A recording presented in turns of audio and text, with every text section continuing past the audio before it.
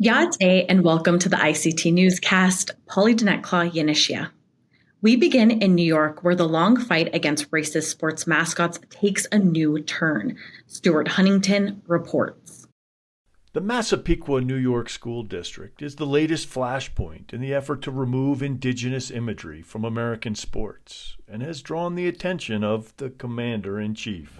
The Indian population is a great part of this country, a great heritage. And we were talking about Massapequa, Long Island, the Chiefs, they call themselves the Chiefs. Or the Kansas City Chiefs, they're not changing their name. A great team, great people, great owners. The local school board rebuffed a state requirement that schools ditch Native American mascots or face losing state aid. The board has a powerful ally in the Oval Office. And frankly, I see nothing wrong with it. They call them the Trump ordered the U.S. Department of Education to investigate whether New York officials discriminated against the district. The move feels out of place, said Native Studies professor Joseph M. Pierce. Sionikat kalieliknikat jijedo kokik tlaostimoni chalaki. My name is Joseph Pierce. I'm a citizen of Cherokee Nation and the director of the Native Studies Initiative at Stony Brook. Pierce noted historical patterns. White people have been playing Indian for a very long time, and contemporary mascots are just the most recent iteration of settlers attempting to replace Indigenous people through displacement. And he questioned why the president would weigh in. It seems like a waste of time. But he also noted the political reality in Massapequa. It's a famously Republican, conservative area, and so knowing a little bit more about that context, I think it does make sense that they would reach out to him and that he would respond. However, all of that overlooks the fact that Long Island's Indigenous communities are not being asked, have not been consulted, are not being represented at all in this conversation. And I think that is something that really needs to be taken seriously. For ICT, I'm Stuart Huntington. In Minnesota, a Dakota tribe is tackling a housing shortage while supporting its farming community. Shirley Snavy has the story. It's one of the oldest buildings on the Lower Sioux Indian community in Minnesota, but it's getting a remodel in a new, old way, natural insulation. Danny Desjardins manages the Hempcrete project for the tribe. When we got here to do the retrofit, we found a lot of black mold. We basically removed all of that and now have replaced it all with Hempcrete. The project uses a combination of traditional construction with the Hempcrete providing a superior insulation building for outside walls. Still have to frame the house up how you would normally frame up a house, but then the Hempcrete just replaces all of that. And then there's no cavity in your wall either, so it's basically just filled with Hempcrete, and so it's one monolithic piece of insulation. Whereas when you have layers in there, then that's how you can create condensation, and there's different, then even the cavities creates places for pests and mold to grow and things like that. It provides the opportunity to build healthier homes for Indian country with the benefits of being mold resistant, fire resistant, as well as rodent resistant. So healthier homes that have more sustainability. Historically, tribes used all the parts of the buffalo.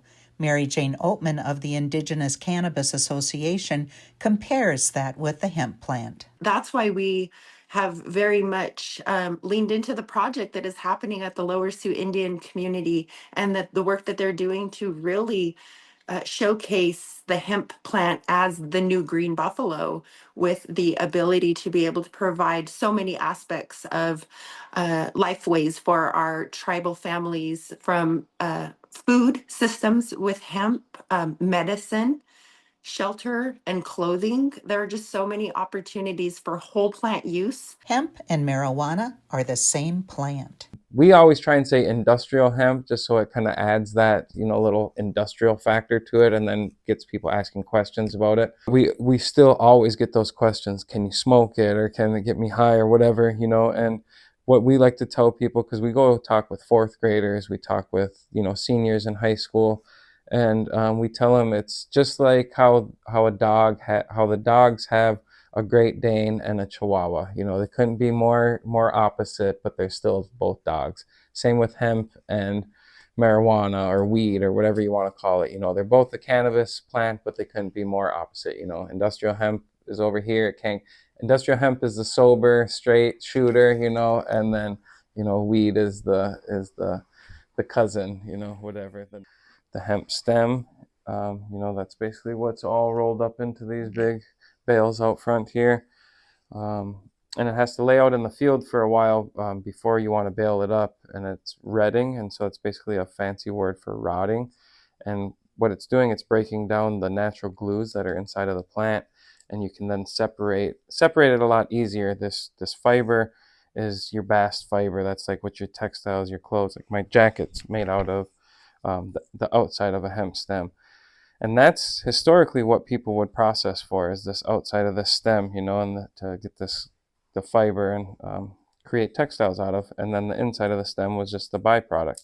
The inside of the stem is what we're going for. That's the building material. While Lower Sioux has invested in hemp as a building material, processing for fiber and food is a challenge.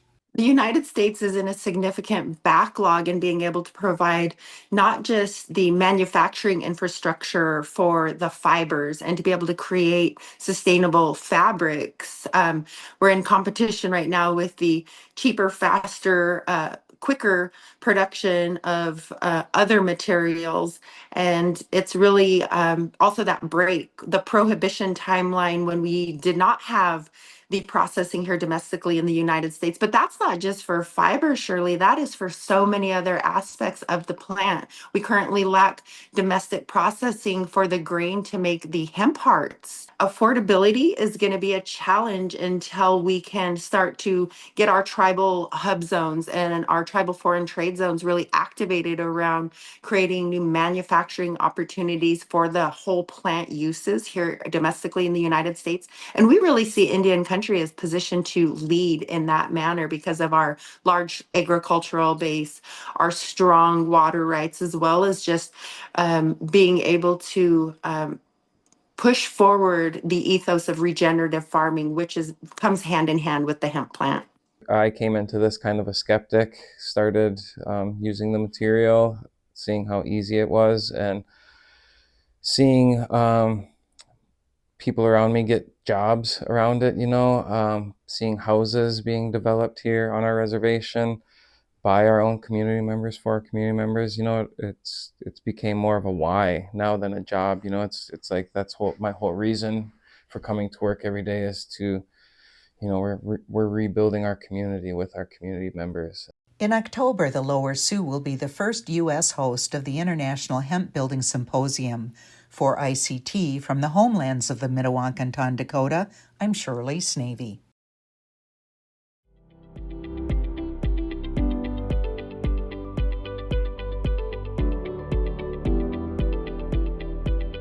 Ready for some comedy? Indigenous comedian Joey Clift has a new movie. Let's take a look at the trailer. This is the semi-true story of my very first powwow. Many nations united by music, dancing, and that delicious fry bread. But of course, all I wanted to do was just sit right there on the bleachers and play video games. And then this happened.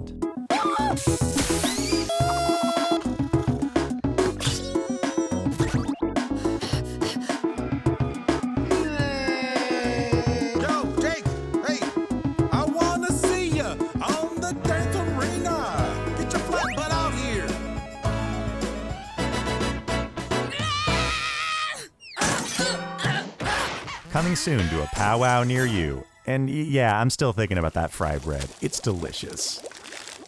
What a great trailer. I'm here joined with the writer and director of the new animated short film, Joey Clift. Joey, thanks so much for joining the ICT Newscast. Yeah, thanks so much for having me, and thanks so much for screening my trailer. I really appreciate it. What was the inspiration behind POW?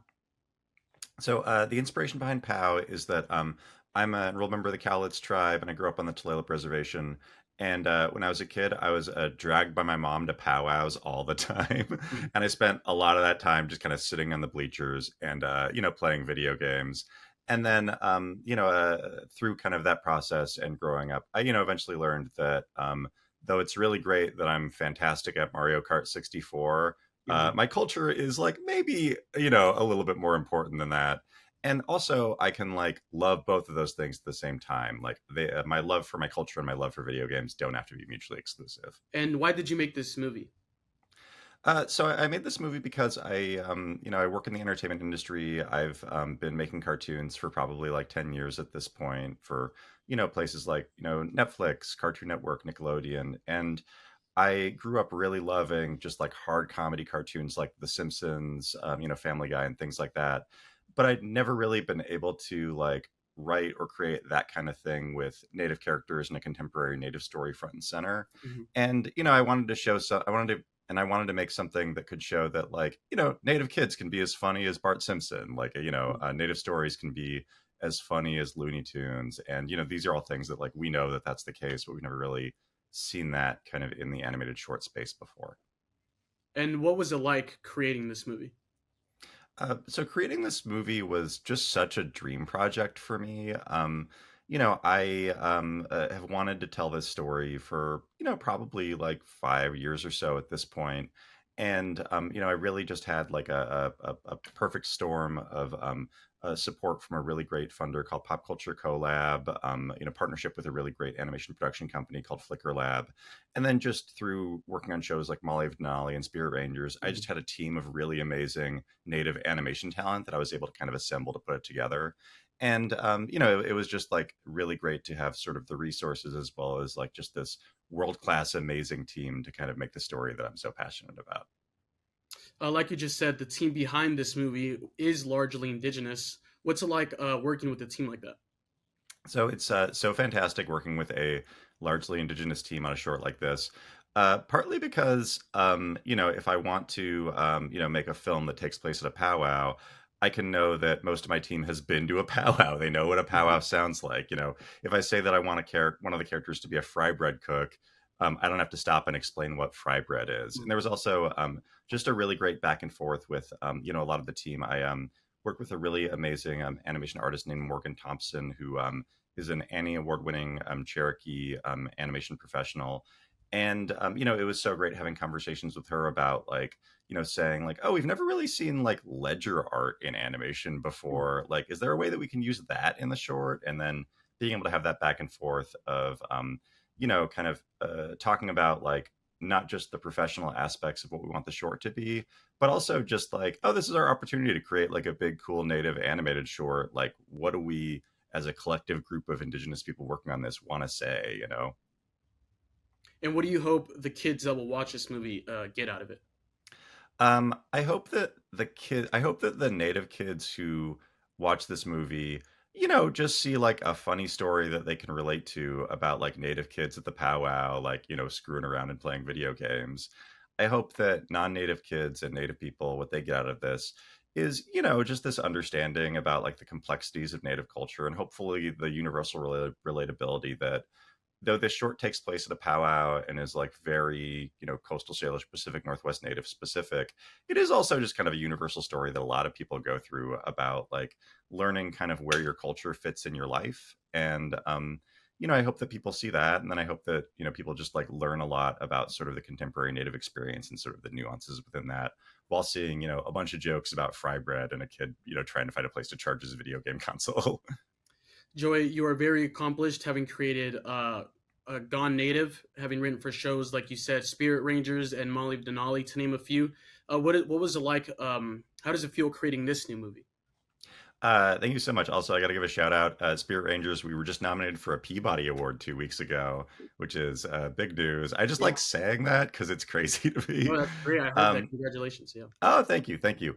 Yeah. So, what is so great about creating this movie is I feel like this for me is like in a lot of ways a culmination of all the things that I've done beforehand. So, writing for, shows like New Looney Tunes, doing, live comedy at places like the Upright Citizens Brigade Theater, really, and loving shows like The Simpsons, really just like, established a set of like hard comedy chops that I'm really proud of. Hmm. Working on shows like Molly of Denali and Spirit Rangers, really showed me like the right way to go about producing Native content with, a lot of Native folks in the team, with consultants to make sure that you're getting all the cultural aspects right.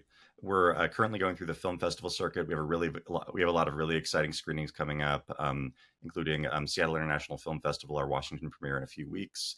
We're doing a screening on the Tulalip Reservation, literally 2 blocks away from the house I grew up in like a couple weeks. I'm so excited about that. And I hope that if it's coming to your town, that you check it out, because it's something that's, a fun physical comedy short, like a Looney Tunes short or like a Pixar short, but with this like really cool Native heart that I'm so excited about and so happy that I was able to help create. Joey, thanks so much. Yeah, thanks for having me. ICT rocks. Becoming Miss Indian World opens doors. There's travel and the chance to represent your tribal nation and Indigenous people globally. And it also, as Callie Benally found out, entry to a powerful sisterhood. The Miss Indian World pageant dates back more than 40 years at the Gathering of Nations. The self-proclaimed world's largest Native American powwow is held every year in Albuquerque. This year's winner, Dania Wawasik, hails from Kansas. Hello everyone, my name is Dania Wawasik. I am 24 years old. I'm Prairie Band Potawatomi from Mayetta, Kansas, and Pyramid Lake Paiute from Sutcliffe, Nevada. And I am currently working towards my master's degree in leadership. But she says the title is not about her. I just want to be a positive role model, and I just want to be a scrub dancer that other younger scrub dancer girls can look up to. And so when they announced it, they first announced Prairie Band's Potawatomi, and that's when I was like, that's me. So even thinking about that, it's not about me, it's about representing my people. Throughout the 4-day competition, contestants earn points based on public speaking, traditional talent, interview, essay, and dance. They say they are driven to inspire other young Natives, says former title holder Candace Begay. My name is Candace Begay. My clans are the Red Bottom Clan, born for the Minihogans clan, and I am of the Navajo Nation.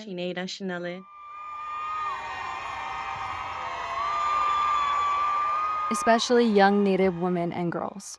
I feel like becoming Miss Indian World, it brings your empowerment as Native Indigenous women.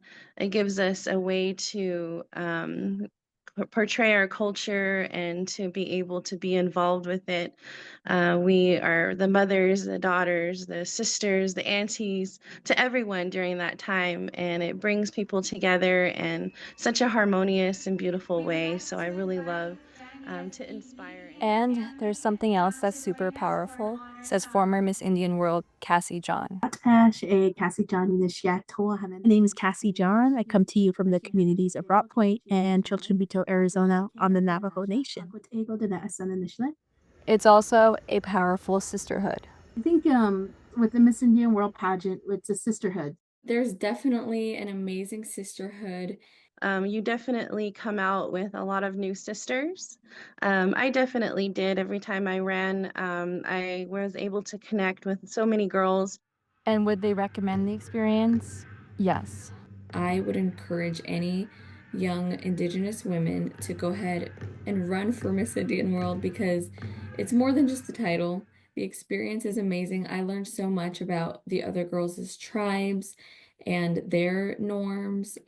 Running for Miss Indian World definitely is worth a lot more than what you think you're coming in for in the beginning. We're building these connections to not only empower ourselves, but most importantly, uplift ourselves, uplift our people. Because when we uplift one another, we're stronger together. For ICT, I'm Callie Benally. The Trump administration is cutting cultural funding, targeting programs it says promote anti-American ideas. ICT's Shirley Snavy spoke with Rick West, a Cheyenne and Arapaho citizen who led the National Museum of the American Indian, and Lori Purrier, an Oglala Lakota citizen who founded First Peoples Fund that supports Native artists. Here's what they had to say. Rick, let's start with you. What do these cuts mean for Indian country? Well, I'll return to an example that's very specific to me and my own experience, and that's the Smithsonian and the National Museum of the American Indian. I think what's happening there is really quite regrettable. I take particular pride in what the museums at the Smithsonian have tried to do, including the NMAI, of sort of speaking truth, if you will, about history, both that which we celebrate and that which we don't celebrate, but making sure that the entire story was told. And I think that's what's threatened by what's happening as a result of these executive orders. And I regret that, because what happens in the end is that the museum is not doing its job. It is actually engaging in an act of history erasure, and that we do not need. Laura, you've had a long history with the Kennedy Center, and just wanted to get your impression about what's going on at the Kennedy Center now.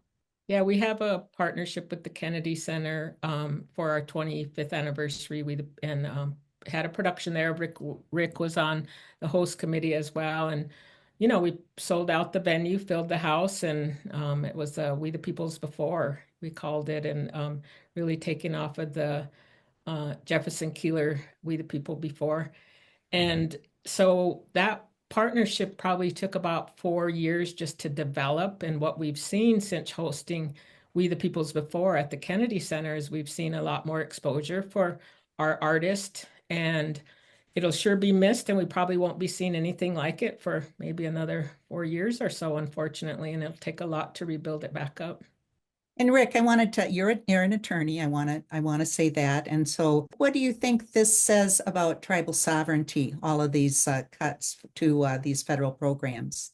Well, I guess the kindest thing I can say is that it's not very respectful, because there is a particular constitutional legal history to the whole concept of tribal sovereignty.